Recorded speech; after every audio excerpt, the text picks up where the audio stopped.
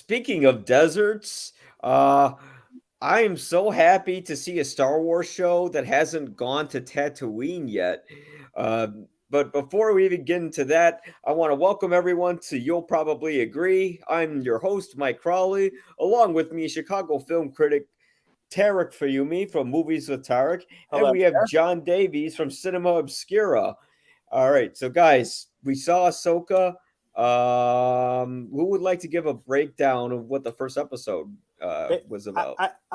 If I could go, I want to say, the very first episode kind of thing. I feel when we started with the intro kind of thing, with the first episode being Master and Apprentice, I feel we got the gist of how we're going in a track where it's one is intended to grow further than they expect, but even going further, that there's that even within the Force, there's much more than we have anticipated. And we're realizing that even in the first episode, because, and even we're kind of back in the mode where I feel like there's like a setup with, with where enemies have their serious allies politically, Mm-hmm. authentically, or anyway in the universe form. But going forward, like the allies are going to collide. And I will say, even though there's only been two episodes, I'm already kind of enjoying a sense of brilliance that's making me rethink back to the Clone Wars and whatnot, kind of Oh thing.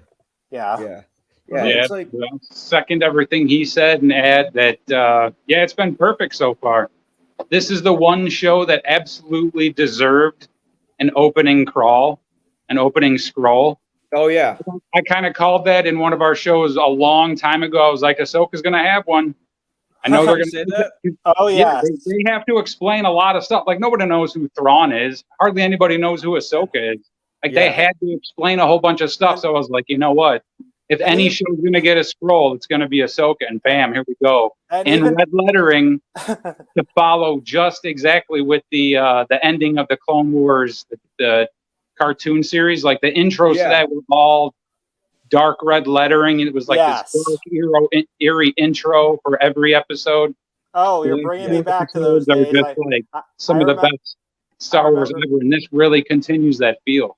and It's also it's and been fantastic so far.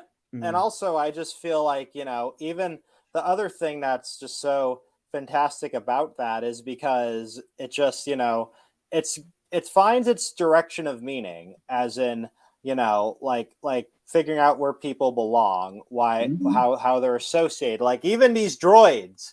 And as I am so impressed by these droids so Oh, far, yeah. because these droids, I feel, have much more power, they have much more emphasis. And I feel this is one where it's like every person, even good or bad, in this universe is like not so easy to defeat like it may have seemed originally. But there's much more to go. We have much more to learn with even after the first two episodes. But I do feel though, this is like even Rosario Dawson as Azoka, this is probably one of her most authentic and daring yet committed roles of Mhm. brilliance in the Star Wars universe. I She's feel so far. Ahsoka now. She's not even Rosario. She said it. She's like, Yeah. I live by Ahsoka's. She does. Like, there's been a Yes. recent interview where like Ahsoka is like a huge part of her, and like Oh yeah. it's got to be amazing as an actor to take on this character because, like, for one, Ahsoka is amazing. The turning your back at the Jedi at the exact right moment. Let's point that out. But Oh, and she is just like an incredible character, and they're nailing it with this series. They didn't really touch on it before, but with the jumping and the slicing through stuff with her lightsabers and being completely fearless and giving like weird looks like over her shoulder, like this is Ashley. Like, it's the same character as the animated I version of it. I It's would the say same character. It's wonderful what Rosario's done with this. Miss I would Dawson. say Ashley Eckstein's version has like a little more kind of she's more uppity and kind of like more like a kid, even in the Rebel show, where Rosario Dawson plays like a much more matured Ahsoka, who's Oh kind yeah. of been through the rounds. And she's sort of like a wise Jedi where she's stoic, but she's intentionally that way because she's thoughtful and because, well, she's had a long past. And if there's one thing I'm really looking forward to seeing in the Ahsoka show, it has to be more Ahsoka, because I Ahsoka, agree with you. I agree with you. surprisingly, I'm okay with this being Rebels Part 2. Like, As am I. yeah, And because at the end of episode 2 gives you exactly that. yeah. And I don't want to jump too far ahead, but yeah, that's okay. Even Spoilers. Spoilers. Now this is the perfect time for spoilers, because I'm going to tell you right now. I feel episode 2 so far has had the most like inspiring lines that's going to make us want more. Like I'll give away 2 lines kind of thing that kind of really spoke to me from part 2. One is, "The threads of fate do not lie." Then the other one is "My loyalty is to my investors." And those lines just show that the issue is you're in a world of politics where it's all about who you know in this universe. And also, if you want to get out of that, the only way is for that person to prove worthy of the Force and show it over time, no matter how much. And I could tell time is what it is in Ahsoka. It's what it is that's going to take place and evolve in each episode. But each time we're going to have a new treasure, a new resolution, a new revolution, or a narrative track, even with gems that we're just going to be mesmerized by. This is just one of the best so far that I'm enjoying on Disney Plus right now. I really am. I'm glad you mentioned treasure, because that ball that she finds in the beginning of episode 1, that is so much more fun than the Goonies bullshit that they tried to pull on us in the sequels. It feels I agree. Now, has anyone noticed the Goonies shot? It feels like Indiana Jones Part 1. Like, it's just so like, she's giving like weird looks at the temple. And I don't know if you guys know this. I didn't know it. A buddy of mine pointed it out. But one of those carvings is one of your party members from KOTOR. Oh, hell yes. So, spoiler alert, holy crazy, there's an HK droid running around. By the way, when we're talking about the HK-47, when we're talking about the Goonies comparison, I got a visual reference here. It was just so silly with the knife and the... This is what you're talking... What are you guys doing? Oh, right? I love... Oh, Mike. It was ridiculous. It's shot for shot exactly the same, where the kid pushes through the glass thing, and then they get it right there. Yeah, I think I said that also on one of our previous. We were making fun of it. I will say I'm getting into the Star Trek vibe. This is a tradition I'm going to enjoy every Thursday until this show is over, because I could just tell we're going to get so much more out of each episode going forward so far. Because they're retconning the sequels. You know that, right? Yep, they are. And we've seen the Inquisitors, which are in...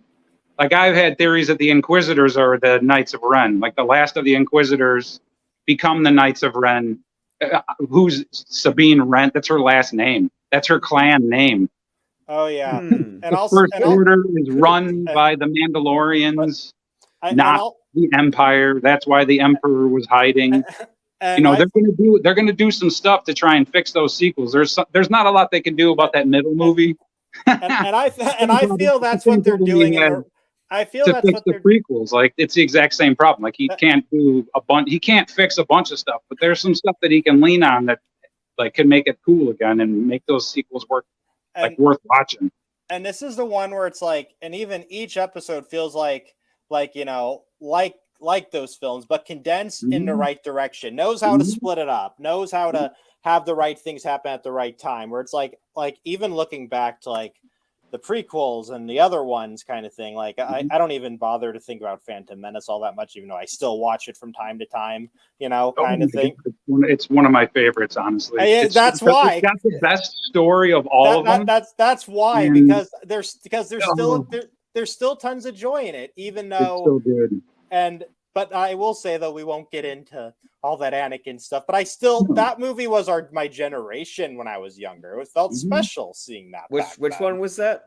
Phantom Menace because I was Phantom so Men- yeah. young. Seeing that in John the and I theater. both agree. John and I both agree on it. We think it's actually not a bad movie. I Like, agree. it's got the best story of all of them. It sets up so much It in the does. Star Wars universe. well- They go everywhere. They don't go to Tatooine, like Mike said at the beginning. yeah. Well, that's what I was so glad about with this show. I didn't have to see. All you got to do is not go to Tatooine, and you win. Oh people's yes. Yeah, if I had to But- see Tatooine one more time, I would have thrown my blue milk right at the screen. I swear to God. But and what do you think though of there was like in the second episode though? I mean, spoilers probably, but like even how there's that segment where they make their way to Corellia, the New Republic shipyard. I just feel like we're gonna want to keep getting that mindset like we did from the previous Star Wars films of this series. Like we're gonna start to label now like places kind of thing, like places of importance, places where the allies are, the enemies, and places where there's meaning. Like that's all going to come back to us even when this show ends and when they make something else later on, I feel kind of thing, because it's going to relate back somehow later on, I feel very much. Yeah, they absolutely need it's the Star Wars universe. It can't be the Star Wars, it can't just be Skywalkers all the time. No, it can't. It cannot be Skywalkers all the time. I think that thing needs to just be that it's time for new ideas of something different. It's getting there. Speaking of that, it is really good to see a Force user use the Force like they should in real life. I know it's live action. It's a live action cartoon. It's live action anime, whatever you want to call it. Yeah. But, oh my goodness, it's so fun to watch. Because I view using the Force like trying to pass a class that you absolutely hate, kind of thing. It's one of those things where it's like you have to tell yourself, be persistent to make it work, kind of thing. And that's what this is about. John brings up a good point. John brings up a good point when he said, and I was thinking about this the whole time I was watching the show. I was thinking, this is the term John had, which was live action animation. This is the cartoon shows brought to life. We saw that even a little bit with the only good part of the Book of Boba Fett was Cad Bane until they offed Cad Bane, which was that was a little too soon. He's fine. Yeah. Well, yeah, he'll take a back. Everybody gets stabbed in the stomach and they get up and they're fine. Yeah, everyone gets stabbed in the stomach is okay unless your name is Qui-Gon Jinn. Yeah, but I mean, even in the Ahsoka show, Sabine Wren, and at the end of the first episode, she gets stabbed through the chest, and it's almost like Dave Filoni kind of knew at this point that it's just kind of a joke. She heals up like almost instantaneously with a quick trip to the doctor. It's like Dave Filoni's like, we get it. People get stabbed in the chest and they're fine all the time. So she'll just get right out of there. Oh yeah. Definitely. Qui-Gon he must be a Time Lord. He's got two hearts and they got one. Yeah. Speaking of, it's really nice to hear David Tennant say well again. Okay, which character was David Tennant in the show? Because I kept saying David Tennant was in there and I couldn't see who he was. Was he an alien? Hu Yang, the robot. Hera's robot. He's the robot. Oh, and that's the thing that I also love about this. Like you're realizing, oh, that person is this robot, that person is this droid. Like the hidden gems. They're bringing back the animated cast. Like they're bringing the voice actors back. Mary, oh geez, I'm gonna screw up her name. Hera. Oh yeah. Oh, Mary Elizabeth Winstead. Yeah, that's right. Like they're digging deep into the talent that they already have, and it's phenomenal. Yeah. Well, Mary Elizabeth obviously Winstead. Filoni's doing Chopper again, and that's some fun stuff. Well, MEW, you know who her husband is, right? Oh yeah.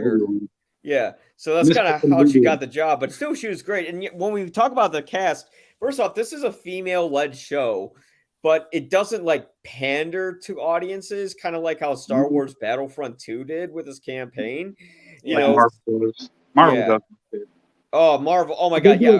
But they do it. We know they do it. Oh well, and if we want to talk about pandering, there's that whole shot in Avengers Endgame where Spider-Man's like, "What am I gonna do now? Who's gonna help me?" Oh, and then all the girls rush in the screen. They're like, "We'll help you." I'm just going, come on. A little bit too much. A little bit too much cheese. Yeah, but we don't get that here because these are characters that have already been established in Star Wars Rebels.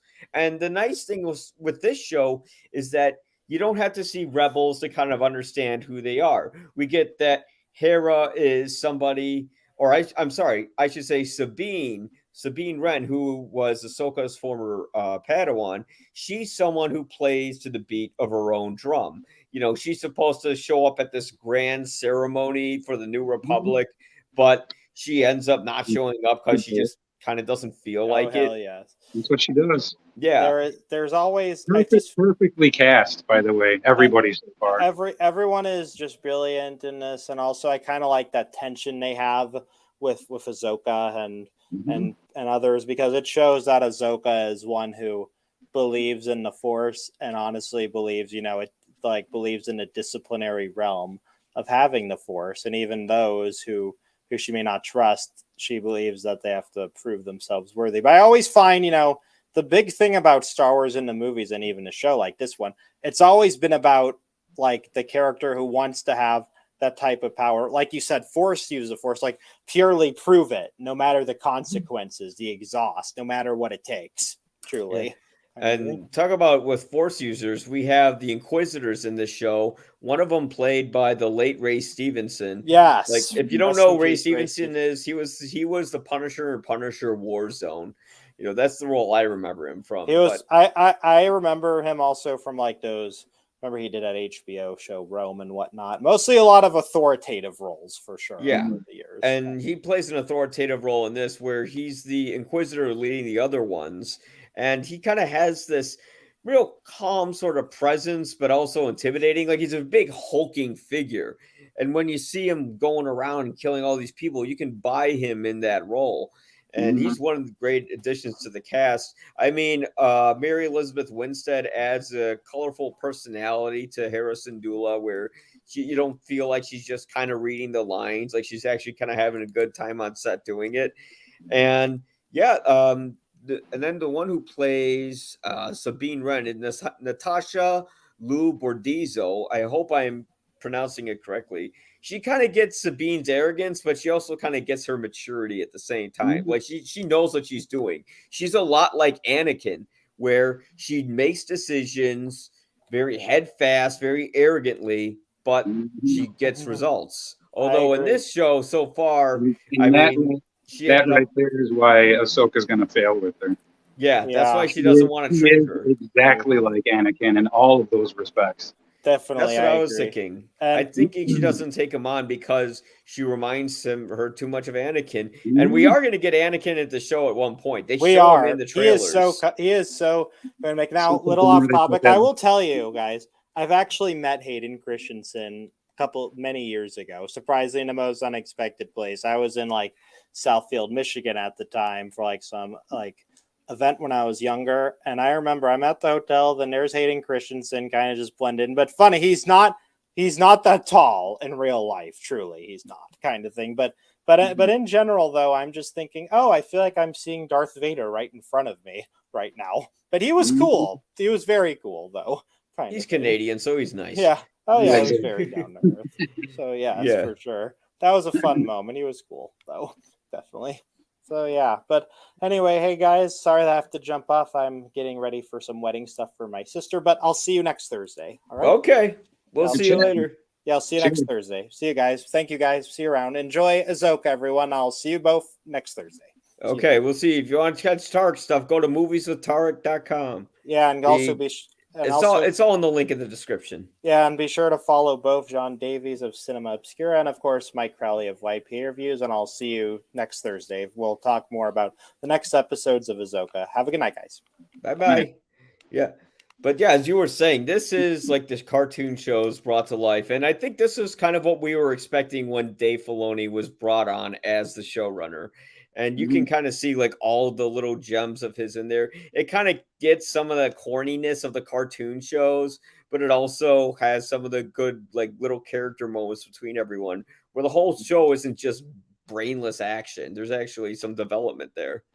And it's finally like they're really leaning into like we're gonna see Thrawn. Yeah. We're gonna figure out what he's doing with those big circles, like with jets attached to. Like we don't know what the hell he's building. Like they're doing something crazy, and it's all his idea.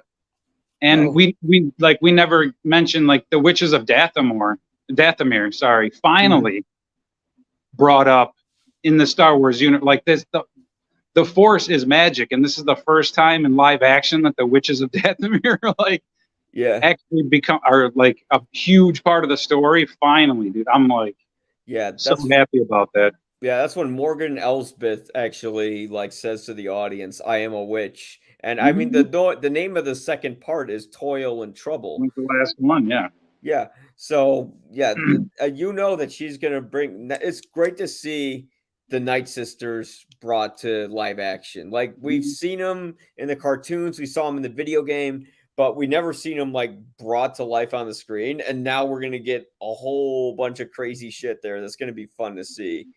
Yeah, I can't wait. Yeah, I can't wait for that, and I also can't wait to see when Thrawn shows up. I know we're getting him, but I'm kind of getting impatient. Like I want to see him already because it's been a long build up to him. It can't be like a episode 6 last 5 minutes cliffhanger types. They can't do that to us. It has to be like next episode he shows up. Yeah, well, they have like pictures of him already up. How many episodes is this series? 8. It's 8. Okay. So yeah, they gotta break him out by 3 or 4 at the latest. So he's coming soon. Yeah, and we'll find out. I wonder how they're gonna cover what happened during Rebels. Are they gonna have like a reenactment of that scene when the space whales come and they go into hyperspace and everything blows up? I mean, we've already seen the flashbacks with Hayden and Ahsoka. Yeah. So we're gonna see something. I'm thinking we might even see the full-on flashback of that temple scene. Where Vader lowers himself on the top of his tie when she's fighting. It's like Maul's taking Ezra through the temple and she has to fend off Vader. It's like just an insane chunk of Star Wars right there. That, you know, if you didn't watch 7 years of the cartoon, you don't know what happened. And that's some big stuff that's really pivotal for every single person involved with this show. So it'd be really nice to see that scene. I'm wondering if they're gonna actually do that though, because I don't think so, because we've already seen Anakin's mask be cut in half. I think if we see it again in live action, it's gonna be kind of redundant and it won't be as interesting. So I think they're not gonna do that. There is like, have you seen the trailers featuring Anakin at all? Like you don't see him, but you hear his voice. I stayed away from the trailers. Yeah, I mean it's the best idea to do that because they do show Thrawn. You hear Anakin's voice where he's telling her, "In this war, you will fight more than just droids." I'm wondering how Anakin's thread's going to go into Ahsoka's and when we're going to develop Ahsoka more, because Ahsoka is surprisingly kind of absent in Ahsoka. Like we have a lot more focus on these other characters and not her more personable moments. Absolutely. It's all about Sabine. Yeah. They're literally passing the torch within the first episode from Ahsoka to Sabine. Yeah. As your main character. And by the time they're sitting in the ship at the end of episode 2, and then she literally says whatever she literally says. She's like, "Welcome aboard, Jedi." You know. Yeah. She's like, "All right, let's roll." Yeah. You know, you're ready. Let's do this. Well, like they called I think the first episode was called Master and Apprentice, and it's in reference to Ahsoka and Sabine. And Sabine, it'll be her story of how she's going to become a Jedi. And I think at this time, Ahsoka is going to learn from her failures and she'll be able to train her. But if it doesn't work out, which it might not right away, then we have some interesting places we can go to. Oh yeah, no, I see it falling apart. I see Ahsoka failing.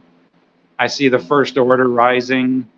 And if Kylo Ren is a Mandalorian and a Jedi, it would make so much more sense for the things that the First Order does, the powers that he has. Like, how can he stop a laser bolt in midair unless he's a Mandalorian?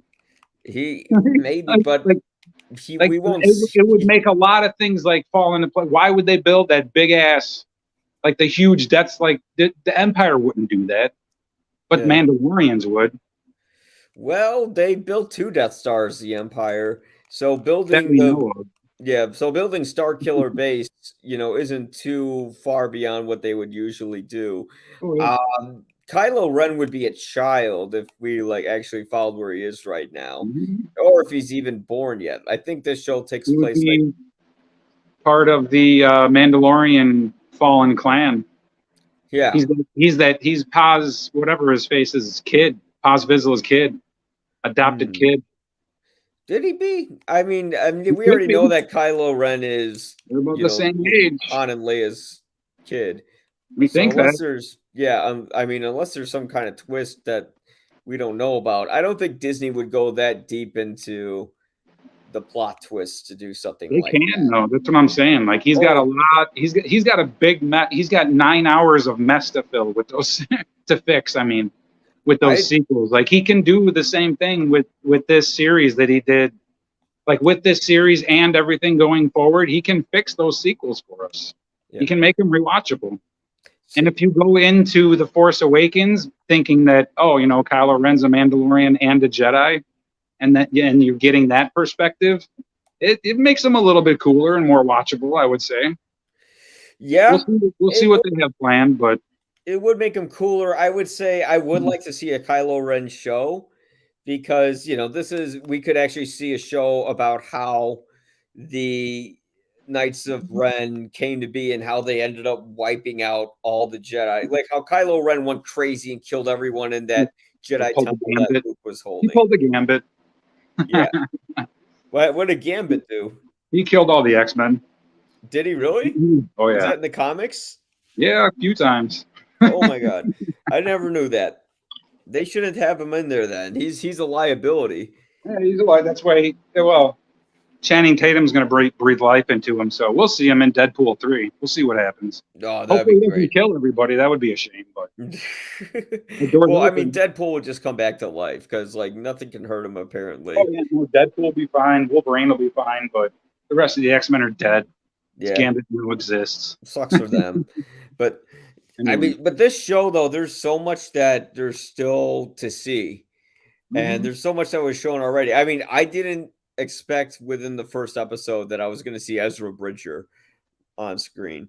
I wasn't expecting them to drop Knights of the Old Republic references more than one. Which parts were those at? One I mentioned in the beginning of our episode here, the one of the carvings. Oh yeah, when she's in the room is one of your party members from KOTOR 1. Oh, which party member was that? I think her name is Treya. I might have that wrong. The Twi'lek? The old lady that taught all the Sith. It's like the Sith teacher. Oh, I don't remember her from the campaign.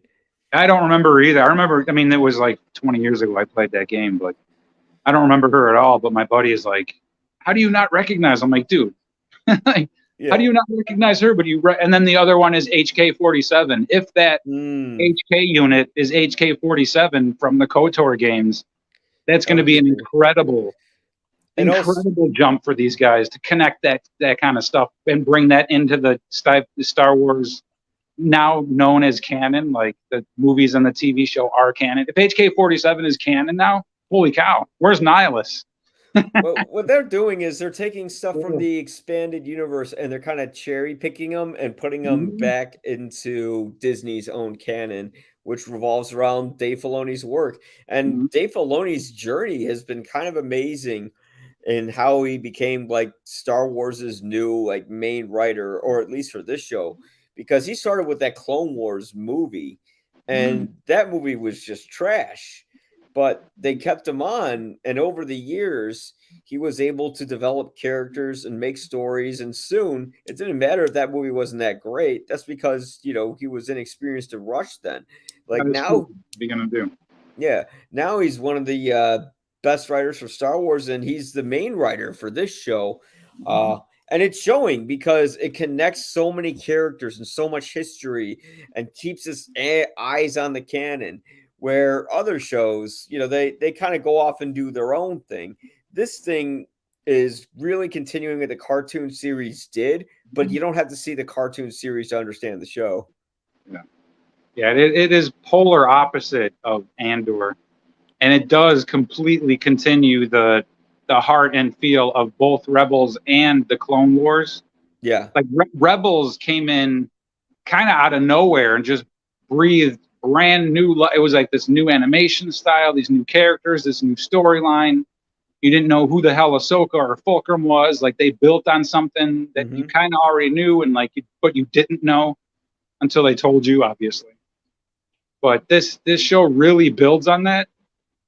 And going forward, man, Star Wars is, I don't know, we kind of lost hope with them for a little while. And the TV shows were clunking along, Andor, Boba Fett were kind of like, well, should we get into Andor and talk about nothing that? really happens. Nobody really goes anywhere or does anything in either of those shows. Like stuff happens to the main character a little bit, but not too much Star Wars stuff happens around them in orbit. You know what I mean? There's no political stuff. There's no, the Empire set a trap for these guys, and they're like, in the shipyard in Ahsoka, and like there's like none of that. Well, in either of those.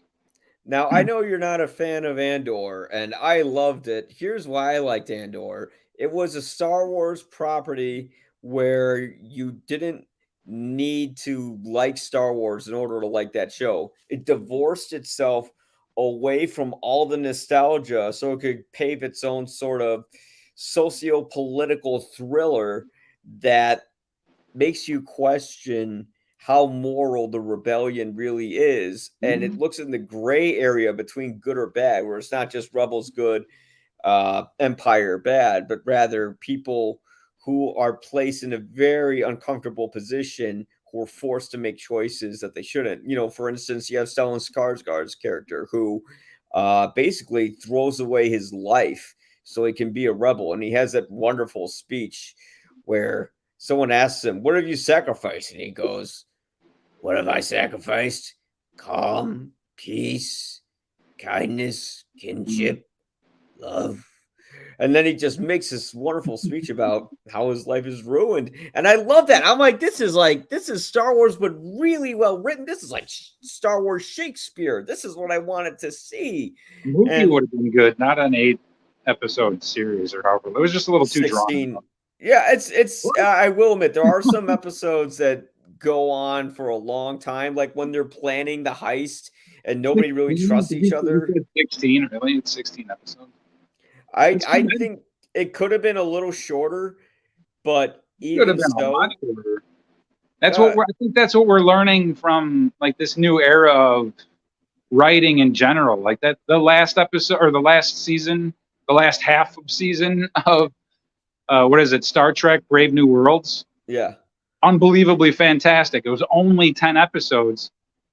Contrite, precise, to the point story writing, not a bunch of like side stories that go nowhere. Character development on people that are going to die in 2 episodes. Like they didn't do any of that. It's just, rock'em sock'em robots. And at the end of the 10 episode series, they obviously with the writer's strike, it's up in the air. But at the end of that 10 episode series, you're sitting there going, what in the hell just happened? The last 2 episodes are absolutely incredible. There's another show on Amazon called The English that's 6 episodes long, completely perfectly written, has a beginning, a middle, and an end, doesn't drag out anything, is just like beautifully shot, beautifully written. Go watch it. And that's the future that we need to see on TV, not these shows that just go on and on and on for years and years and years and go just around in circles, really. Well, the nice thing about Andor is it will end in season 2. There's not going to be a season 3. Oh, it's going to end. Yeah. It's going to end badly for him. Oh, yeah. We already know it's ending. You're going to get a movie about it. No, we don't need a movie. We got the show. We already have a movie. That was just TV. I don't know. But Andor did develop its characters. You had the one guy who was, and I think his character's name was Cyril. And he shot the bear's cousin. Yeah.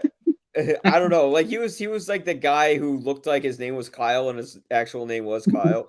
And he got chopped in half. He went nowhere. I cared about him for 2-3 episodes, and then he got chopped in half. What the hell? What are you doing, Disney? No, I'm talking about the guy who was hunting Andor throughout the show.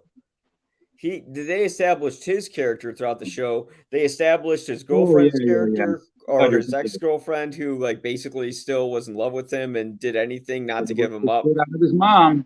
Yeah. Who? Kyle MacLachlan's mom. Kyle MacLachlan's mom? She's got a story arc in Andor. Oh, let's see. Which one was she in it?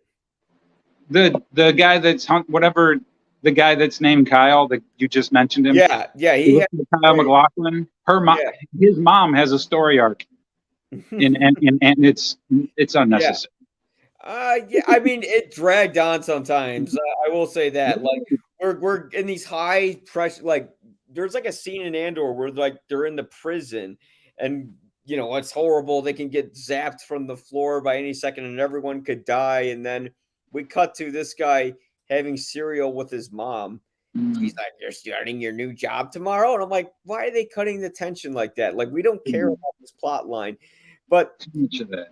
Yeah, but there was the plot line about Andor's like ex-girlfriend who basically gave up like everything just so she wouldn't give him up. I found that interesting. I found Stellan Skarsgård's character interesting. I found Andor interesting because he kind of learns how to become a leader, although he's kind of a psycho and a killer.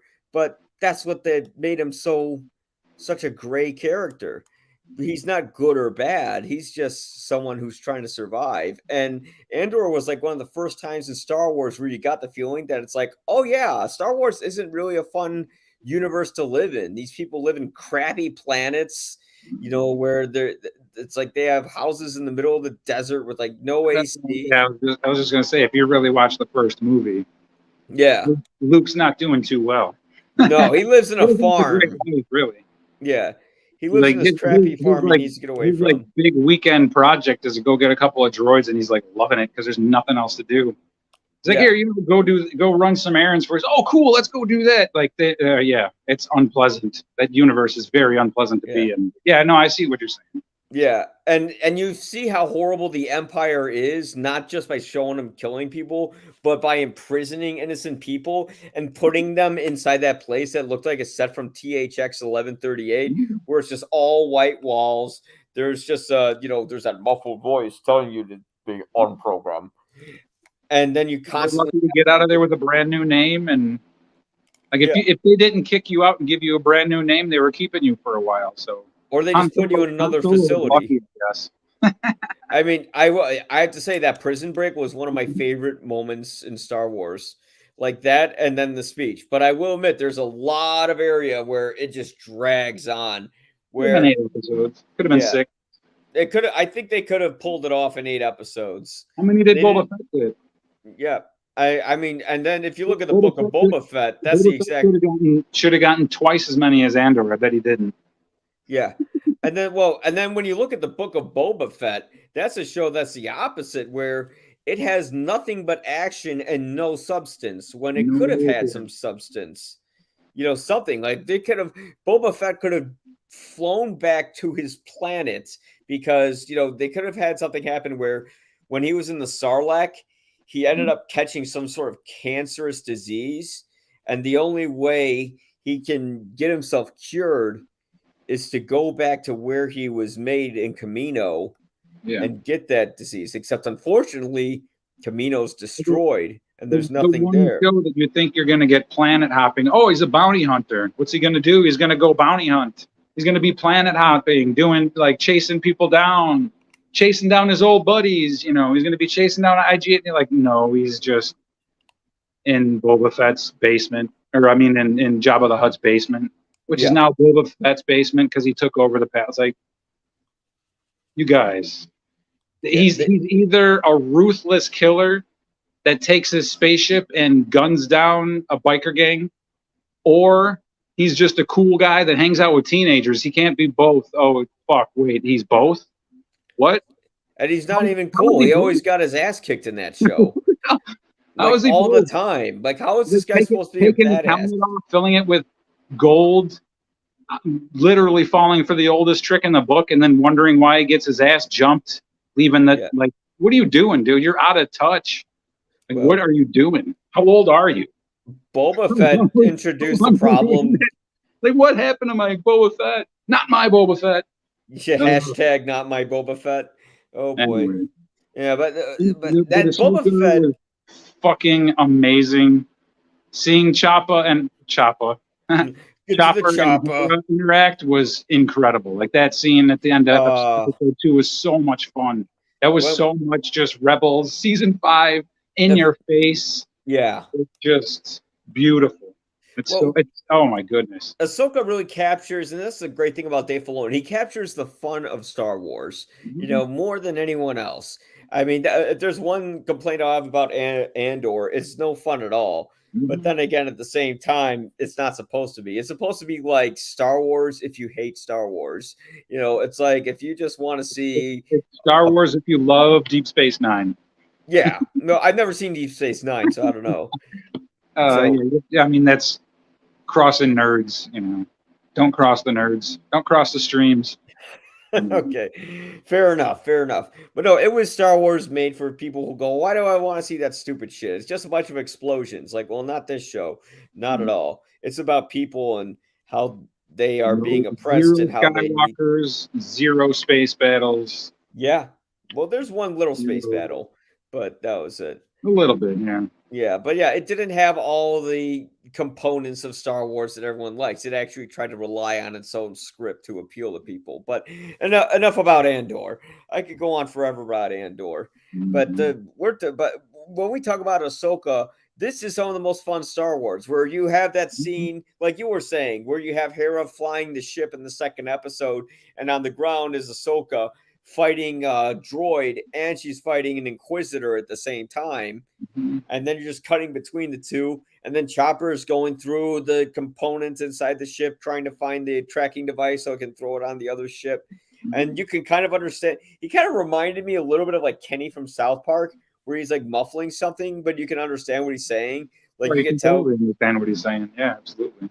Yeah, like you could understand, like in South Park when Kenny was saying like "f you" or something like that. And in this show, you can tell like when Chopper was looking for the little bolt, she's like, "Have you found it there?" He's like, yeah. Like you get it, and that was great. That's kind of Chopper's attitude. Chopper's kind of like a, he's kind of a smart aleck in a way. He is. And he's a huge troublemaker. Like he's like on par with Anakin as far as kills. He's killed thousands and thousands. He has a huge tally. Look it up, but it's gigantic. He's blown up a few space stations by himself. He's blown up carrier ships by himself. Like he's got a tally behind him. But they're stormtroopers. They're like space Nazis. Who cares? They're former clones, whatever. Yeah. Oh well. Yeah. Those guys. Did he kill clones? He killed pretty much anything you can think of. Oh yeah.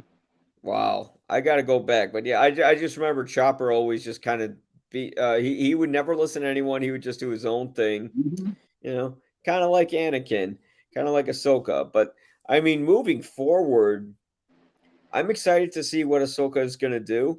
The first episode I liked a little more than the second episode, but because like the second episode they spent a lot of time inside that place. First episode was a solid hour. It was great. Yeah, it was 52 minutes. Yeah, they just suck you right back into the Star Wars universe in the best ways possible, really. And even if you're not a fan, I mean, obviously we've watched the cartoons. Even if you weren't a fan of the cartoons and you didn't have time in your life to watch cartoons or whatever, because you didn't consider it Star Wars, like now you're getting it. Like this is what you missed out on. Yeah. It's literally like 14 seasons of awesome stuff that you missed out on. It's hard to go back and watch it now, but yeah. Oh my goodness! Like seeing this happen in real life, live action anime, live action animation, whatever you want to call it, is just so much fun. Yeah, we get to see cool lightsaber battles. We get to see like fierce spaceship fights, and we get to see moments between characters we never thought we'd get to see in live action. Characters that are already developed too. Yeah, like they did enough. They obviously did enough with Ahsoka, with The Mandalorian and the Boba Fett show, and she had her Tales of the Jedi, which was literally just about her. They've been building her up for a while, so people kind of get her. They literally needed that opening scroll, the opening crawl, to explain who Thrawn was and what is going on there. But other than that, like people get it. I think people finally get it. Yeah, you get it like when Hera's ditching the whole Senate, like big. It looks like they're in the middle of Rome and they're announcing the new pope, and there's like, They're like so serious, but but they're having fun with it. She's like, yeah, you know, yeah. like the dude's telling her that it's classified. It's like, no, dude, I'm a general. Nothing's classified. It's Oh, like, when they're "Oh, going to the he's droid like stumbling. facility. Oh, it's classified. Like, I'm a general, dude. Nothing's classified. Like they're she's like so serious about it, but like still the Hera from the cartoon where she Yeah, doesn't really take everything super serious, or at least that's the way she comes off most of the time. Like it's just I don't know. It's great. And she's she. if go ahead.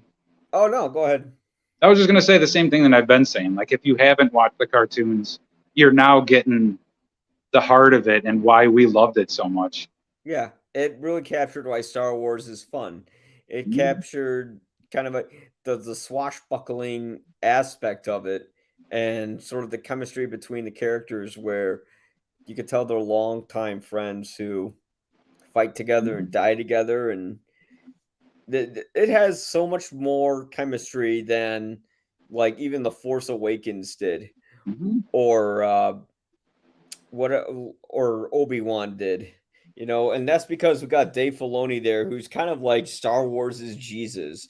He's the guy who made the Clone Wars interesting, because before, we like, who gave a damn about the Clone Wars? It was just a bunch of robots shooting a bunch of clones. What does that Mhm. matter?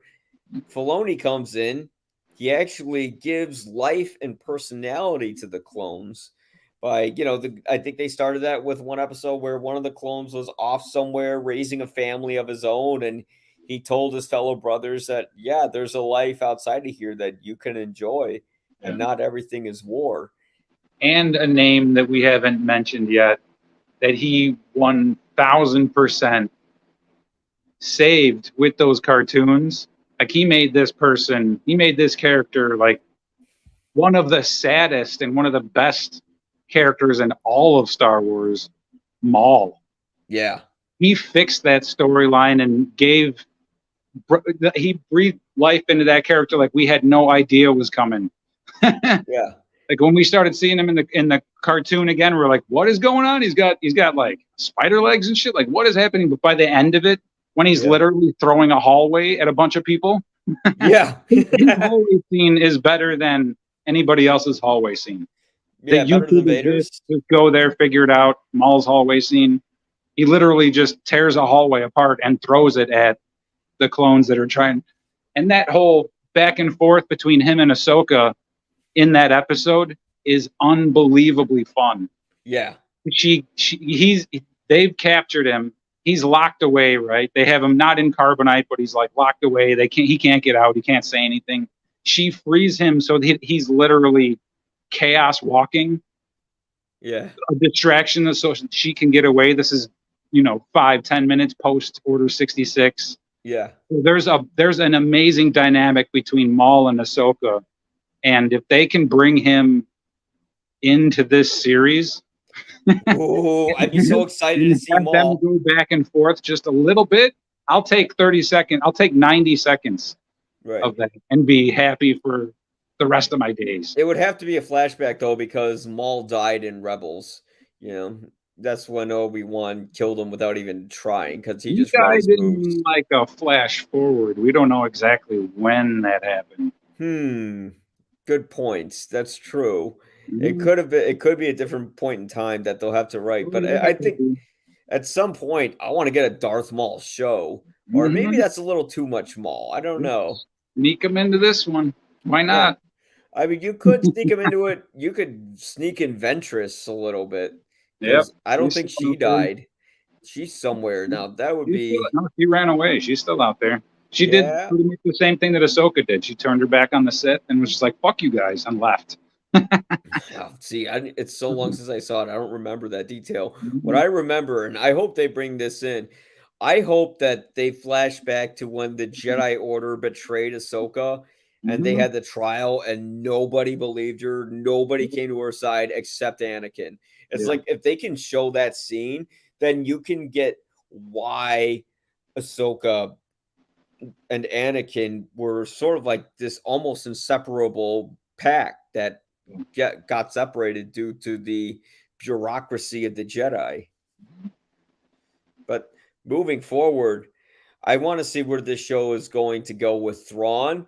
I wonder how they're going to make him a huge threat. I mean, the way they did it in Rebels was he just kept outsmarting everyone and Those, rising. whatever those things that he's building. I mean, you can see how big they are. And they've used technology like that. I think I want to say Rebels. It's basically a portal that they can zoom in anywhere, and another portal is in another space, right? Yeah. And those two portals connect, literally like Portal the game.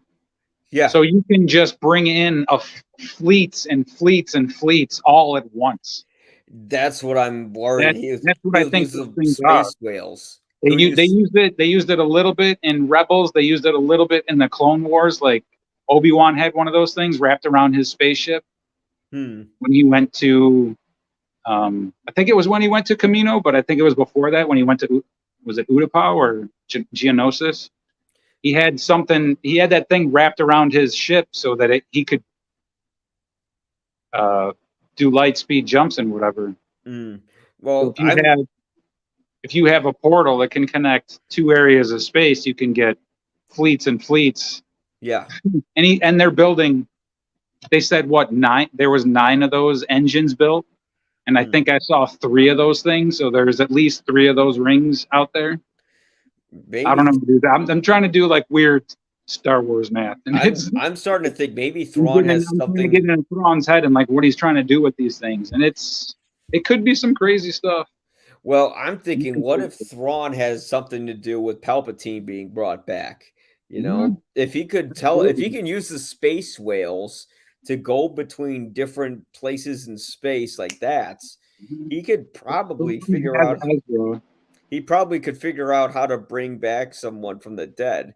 Although it's going to be a stretch, but I mean, Dave Filoni made the Clone Wars interesting, so I don't see why he couldn't make this interesting. Let me get into my Order 55.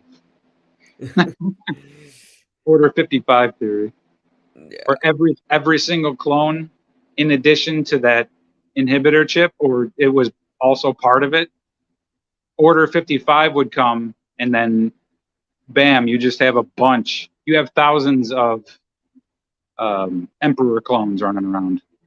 Oh, yep. That could be it. That's where the Emperor clones came from at the end of Rise of Skywalker. I feel like Palpatine had his death planned for a while. He knew someone would kill him, and it's like in the event of his death, he'd have a clone ready to go somewhere. He had all of this planned out before Darth Plagueis was dead. Yeah. All of this. Yeah. Well, didn't Darth Plagueis come before him? Plagueis, he had all this shit planned out. I think Plagueis came before him, though. Yeah, that's what I'm saying. Like, he killed Plagueis. Yeah, that's what I'm saying. Oh, yeah, that's right. Yeah. He was the one who did it.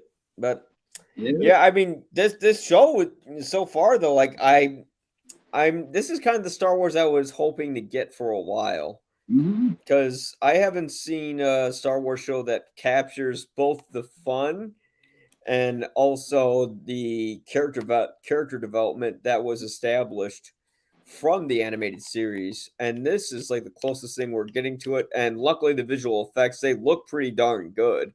Like, there weren't a lot of moments where I'm looking at it, I'm going, oh, that looks like CGI. Oh, that looks like this. That looks like that. Like, no, it's like you can see Disney's budget. Robots look like the droids. The assassin droids look great. Like, they spent a lot of money and time on the CG, like the special effects and whatnot. Like, they're doing it. I mean, it's Star Wars. It's what they have to do. It's half their business, but. And it's Disney. It's unlimited funds, so you get the money to get the result you want and how you want your special effect to look. But I mean, going forward, what are you expecting to see? More Sabine, more and more Sabine, and hopefully we get Zeb. Like they had him in the episode of Mandalorian. He's out there. He exists. Yeah. Like, where is he? Where's the crew of the Ghost? Where's everybody else? Where's the Ghost? Oh God, which Force Ghost are we talking about? Thrawn has Ezra. I think.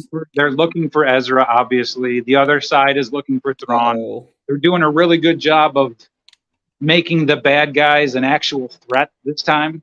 yeah, The bad guys haven't been a threat since yeah. since Anakin went nuts. Now, what Like was the name of Order the? 66, Anakin went nuts at the end of Return of the Revenge of the Sith, and that's pretty much the last time I was like actually afraid of the Sith. Like they've, I haven't been afraid of them since. You know what I Yeah, mean? Darth Vader was Darth Vader, but yeah. The Inquisitors go down very easily.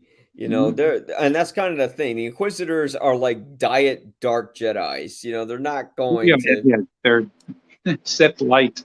Yeah, they're exactly. They're Sith light.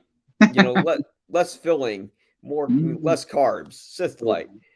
But you don't get that sense of, holy shit, this guy's coming, we're in big trouble, until like Thrawn comes in.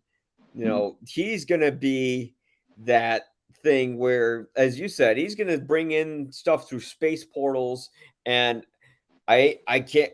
There is one thing that they are gonna do, and you know what that is. If Ezra is inside of Thrawn's ship and he has him captive, what are they gonna have to do? Another rescue mission. Oh yeah, that's Yeah, coming. yeah. I mean, that's kind of what this show is. They're passing the torch, taking Ahsoka's name, making it a show about Sabine Wren, but her mission is to rescue Ezra. So it's like a bunch of shit that they've given us before, but I'm behind it. I don't care. It's live action Chopper, and that's what I've been waiting for this whole time. You and a lot of other people have been waiting for a live action Chopper. He's fun to see. We love. He's just the fun of Star Wars. Like you think that R2-D2 is fun and like a cool droid, but he's really just kind of a nerd. He just kind of like sits there and does his job or whatever. Chopper gets a dork. Chopper's a badass. Chopper would smoke a cigarette. Chopper's like a teenager, and yeah, it's good to see a misbehaving droid. It's one. Yeah, Star Wars is a universe where droids and humans coexist, where there isn't like this whole hatred towards droids where they want to destroy them. They coexist peacefully. Part of the crew, and he's not like a piece of machinery. He's a person. Yeah, you can tell by the end of the second episode, the back and forth between Hera and Chopper, like again, if you hadn't seen Rebels, this gives you an idea of what we got for 7th season. It's just so much fun, and the relationships between these people is a lot of fun. And I want to touch on that, the relationships between these people. Like you can tell that the relationship between Ahsoka and Sabine is still the same from the end of Rebels, but you can also tell that there's a whole bunch of shit that we just don't know yet that went on between them. So there's like this tension in the room between the two of them that we don't know about yet, and I can't wait for that to get fleshed out. Well, what happened between them for Ahsoka to give up on her? Yeah, that's what I'm wondering, because did they ever establish in Rebels that Ahsoka stopped training Sabine? No, it didn't happen at the end of Rebels. They were still friends, and yeah, as far as I remember, they were still like planning to train her, and like they were going forward with a Mandalorian learning Jedi skills, and like it was oh shit. But I don't think we don't know what happened between the two of them, and to feel that tension between the two of them that's I don't know. They're doing a great job with the directing and just the overall, like you said, character development of characters that we already know, but they're developing them for other people, and it's great. Yeah, for other people that haven't seen them already, I should say. Yeah. And I think by the next episode, we're going to get a square off between Ahsoka and Baylan Skull. That's Ray Stevenson's character. I think we're going to, I don't know if we're going to see Thrawn yet. I hope we do. But I mean, I am glad that they're not just rushing into everything. They're actually taking its time, but not too much time, as you said with Andor, with everything. It's actually letting it breathe, but also giving us some real fun swashbuckling action. And really kind of the most Star Wars thing I've seen in a while. Like this really captures the spirit of the original film and captures the fun of the Clone Wars at the same time. It's like the Clone Wars mixed with A New Hope, and I'm all for it all the way. Yeah. Yeah, But I John, can't wait to see the rest of it. yeah. But John, thank you so much for coming on. Where can we find your stuff? Where can we find Cinema Obscura? Cinema Obscura is on Can TV. That's channel 19, cable channel 19 here in Chicago. We're also on Vimeo. We've got archives there. So just look up Cinema Obscura, cinema with an S. Check us out. It's basically archiving independent filmmakers, short films, music videos, documentaries, animation, everything you can think of by people that have full-time jobs and do filmmaking on the side. And once they're done making the film, they usually move on, throw it on YouTube, whatever. I collect them, put them all in one space for you. There's over 100 episodes available for you right now. Season 12, or no, I'm sorry, season 11 is about to start on Can TV in October, so stay tuned. Lots of stuff. Oh, and we got a live show at the Logan Theater here in Chicago also, every fourth Wednesday in the Logan Theater. Oh, you guys are back? Oh, yeah. Nice. Yeah. Yeah, the Live world's back music, to normal. stand-up comedy, and oh, guess what? Films. What do you know? What? Films in a movie theater? Get out of here. Movies. On a Yeah. screen and whatnot. Yeah, great. Yeah, getting the live show going again has been amazing. Yeah. Well, guys, you can catch my stuff over at You'll Probably Agree. That's YPA Reviews, and the YPA stands for, you guessed it. Let me point to it. There it is. You'll Probably Agree. All right, guys, thank you so much. May the force be with you, and we will And see you. don't forget our buddy Tarek from the beginning. Oh, he's not and- now, but Yeah, he left. some wonderful opinions earlier. Thank you, He buddy. did. Thank you, Tarek Fayumi from movieswithtarek.com. Again, you'll find the link to his stuff in the description below. All Look it right. up. We'll see you guys later.